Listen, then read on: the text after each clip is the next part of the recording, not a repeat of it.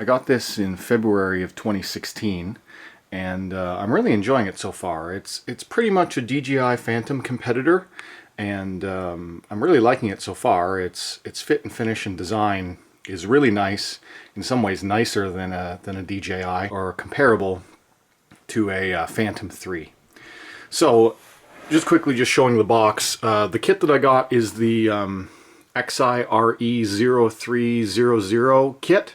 So it's the Explorer itself, the V kit, which means it comes with a gimbaled 1080p camera, a 3-axis gimbal, as well as it comes with a second flight battery. So, you know, brushless quad, same size as a DJI Phantom. It just looks way nicer, and actually it's quite a bit thinner from the body, so it actually handles the wind nicer. To make it super slim with the legs all the way down, I could take the camera off, and I'll show you how easy that is after. I just got this extra piece of foam here that I don't really need. This is one of the flight batteries, so it has a tester on it to show you. It's in kind of in storage mode right now, half charge. It is a 5200 milliamp LiPo smart battery. Smart basically just means that it has the checker on it. And it's 11.1 volts, so it's a 3S LiPo. And that's the charge port, and then the integrated balance. So they are proprietary, but I got two with it, and they're really good. You get about, 20-minute flight times. Just gonna flip these legs up so I can set it down. And right now the battery is not attached, but actually I'll show you. I'll put the battery in. It's got this little groove system, and then on the battery itself, an associated groove. So you slip it in, push it forward, and then there's a little lock. Clip this lock. It does have some software checks where it won't let me take off if I haven't clipped the battery in. So you just flip that up, and now the battery's locked in, and the quad will work. Now the legs, you want the legs flipped up if you're going to be using the camera. So that way the camera sits up off the ground. If you take off the camera, then you can run it in more of a sport mode. And to take off the camera, it's also very simple.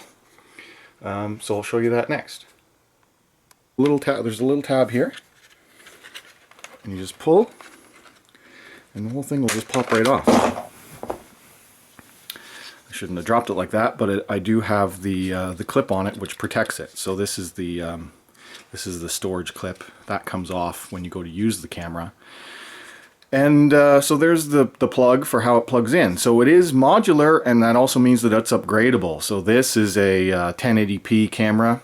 There's already rumors that there's going to be a 4K camera coming, and then you'll be able to just, upgrade it, which is pretty cool. You can't do that on a Phantom quad. So with the legs in this orientation, you can now fly it like that with the battery, and it's still up enough that it will clear.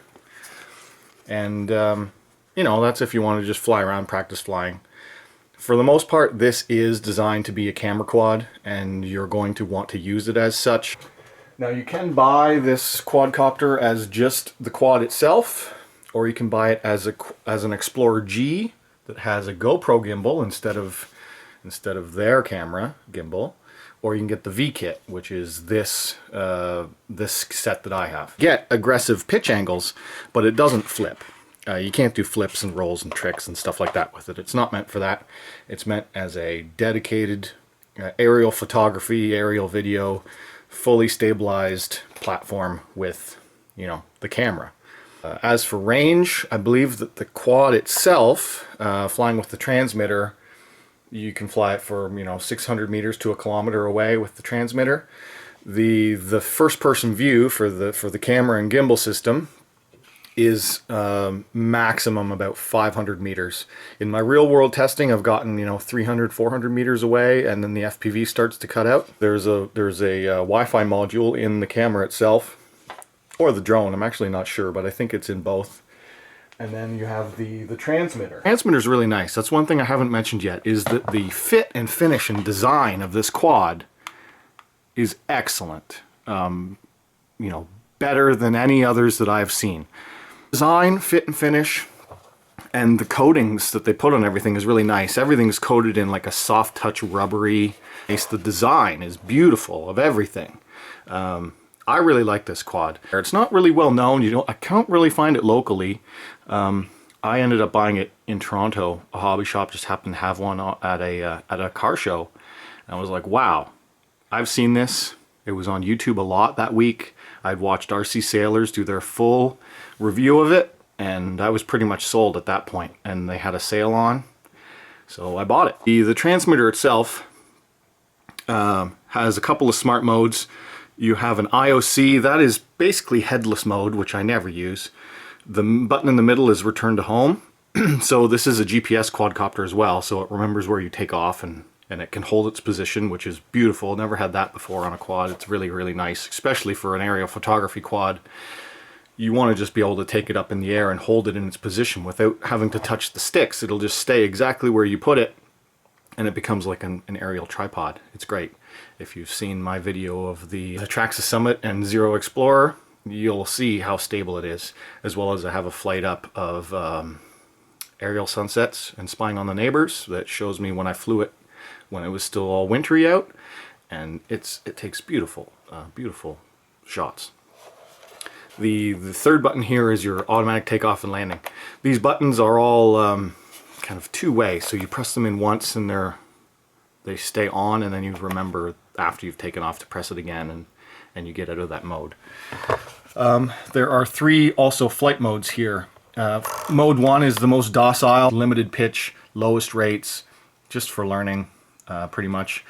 Mode 2 is okay, also for photography, gives you a bit more pitch angle, and unlocks more height and more distance. I think when you're in mode 1, it limits you to about 50 meters high and 100 meters away. It's for very short range, just learning.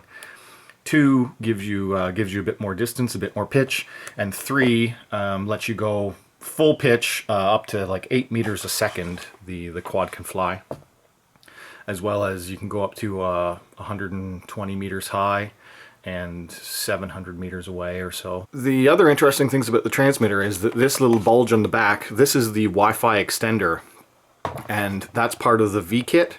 So it's essentially part of this system. So it extends the Wi-Fi power to allow you to get Wi-Fi signal from up to 500 meters away. So this is like a Wi-Fi antenna booster.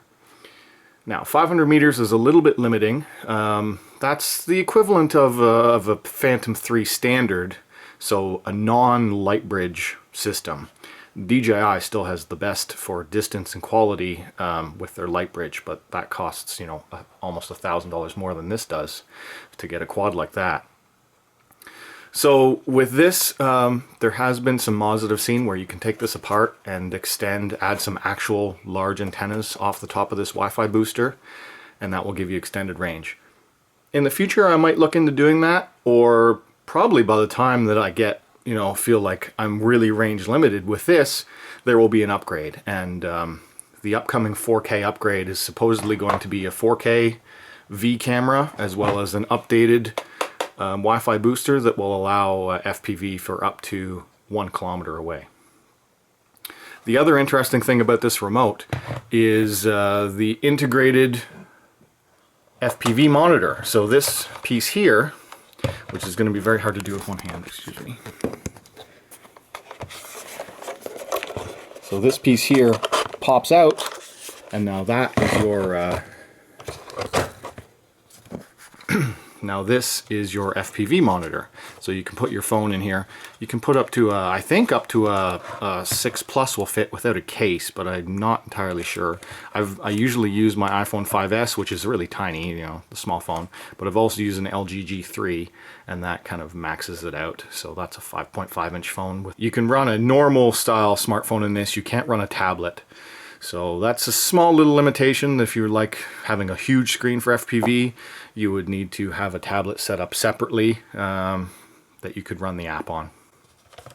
Anyway, this here is a roller. This controls the gimbal angle for the camera, so the camera can tilt down down totally pointing to the ground or up to level. And then the rotator on this side is for how bright the lights are. So on the bottom there's your typical orientation lights, and if you're flying at night and trying to take video, apparently the lights can kind of interfere with or ruin the shot, so you can turn the lights down if you want to. Okay, so here I've put the camera and gimbal back on, and I took the gimbal clip and the little lens cover off, so I just wanted to show you that it is a full 3-axis stabilized camera. It's quite nice. It also, this little front piece, again with the design, they took a lot of, they have a lot of cool ideas. So this little front piece can pop right off. It holds on by magnets, and then you can also pop on here a neutral density filter that is included. So they do provide that with it. Put it on. Since I have the battery on, let me just turn on the transmitter quickly first. Again, with the design, the power switch is on the back, so it's nice and out of the way where you can't accidentally press it, and you have some status buttons down here. So it's going to be trying to connect to the quadcopter, which it can't right now because it's off, as well as it's giving you some does it have GPS and does it have camera Wi-Fi ability. So I'm just going to hold this down, turn this on,